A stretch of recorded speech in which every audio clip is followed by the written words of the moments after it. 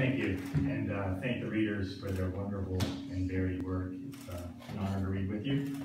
Thank you, Peg, for your editorial vision and guidance with this book, and thank everyone with WTAW Press.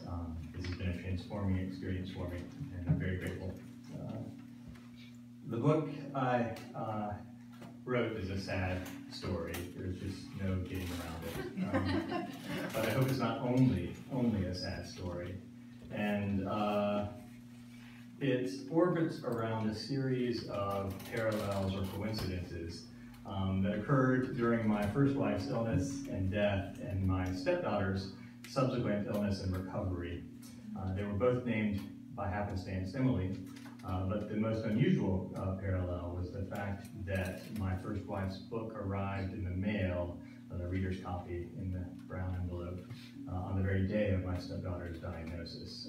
And the book became for me kind of a parenting guide, actually, over the years. What I want to read tonight is a sort of a happier bit from the book, though it has some dark overtones. It's the naming of my son Langston.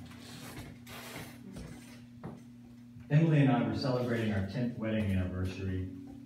It was June 17th, a Sunday, 4 days before the actual date, but we were celebrating nonetheless, and went to see a matinee performance of The Tempest at the wonderfully intimate Elizabethan theater of the Great Hall of the Folger Library.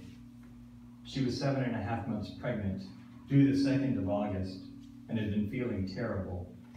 Her symptoms kept changing, bringing fresh discomforts almost daily. Some days, she lacked the energy to eat. Earlier in March, her obstetrician had put her on partial bed rest, and she left the apartment only to teach and sometimes to watch Virginia, our 4-year-old daughter, play on the small field across the street from where we lived in DC. Since the summer break, things had eased a little, and even on bad days, we were able to summon the energy to grow excited again about the arrival of our son. During the intermission, we stretched our legs. I got us both a drink in the lobby and went to find Emily, who was well ahead of me, amid the throngs of people that packed the hall. Despite the impressiveness of the space's high arched ceiling and stained glass windows that drew my eyes, I spotted her immediately, looking intently at one of the glass display cases that lined the long walls. She was lovely and as big around as my mood. The Tempest had always been my favorite play, and from the first time I read it, really read it, I wanted to be identified with Prospero, Shakespeare's portrait of the supreme artist, the character who also happens to be his portrait of the supreme parent.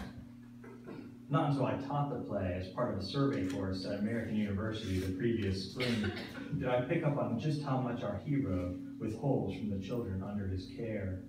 His daughter Miranda, his future son-in-law Ferdinand, and the despised one he claims as his own, Caliban. As it happens often in life, the arrogance of parental prerogative masquerades as prudence and wisdom and goes unchallenged in the play. That Sunday, this aspect of Prospero's character leapt off of the stage at me.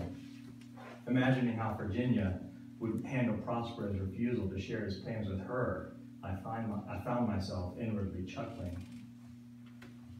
Approaching Emily in the great hall, cold drinks in hand, I took my time.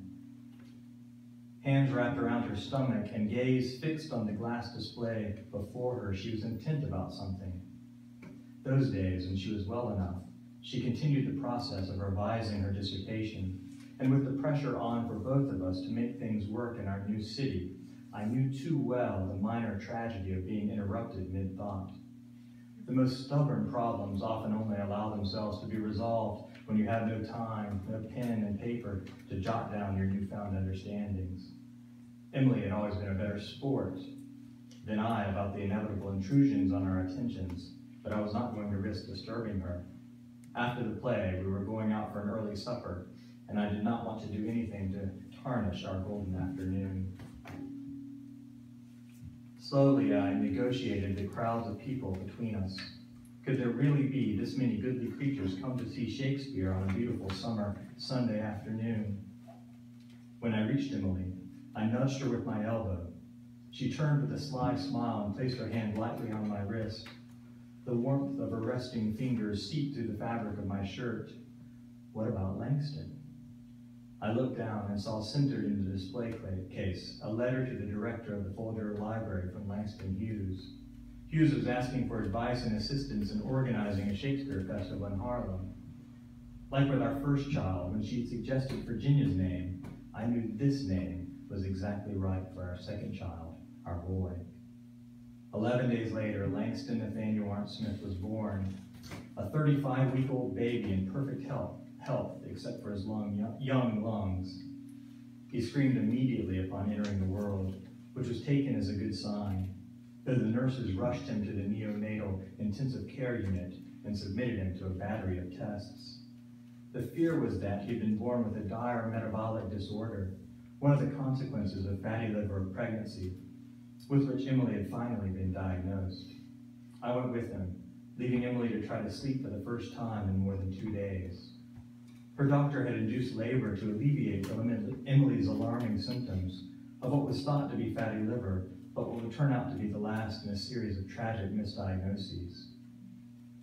Because Pitocin, the drug that had been given to Emily to induce her labor, doesn't replicate but only mimics the mother's hormones. The contractions a woman feels under the medicine are stronger and occur with greater frequency than with natural childbirth. Because time was of the essence, the doctor didn't give Emily painkillers early enough before active labor to compensate for the intense contractions. The depth of courage she displayed over those 48 hours continues to astonish me. Yet even though she seemed to feel better immediately after giving birth, something was still very wrong. My son was 1 day old, sleeping in his incubator 2 floors up. Virginia was with friends, twin girls to whom she will remain devoted no matter how many miles I put between them. I was resting with my wife in her hospital bed, thinking how difficult it had all been, how much easier it would be once we arrived home and resumed the dream life we'd begun the year before when Emily accepted the job in the theology department at Georgetown, and I picked up from some minister of fate, 1 mere month before the semester had begun, a part-time gig at American. What I couldn't see then was that this was just intermission, prelude to what would follow. Thank you.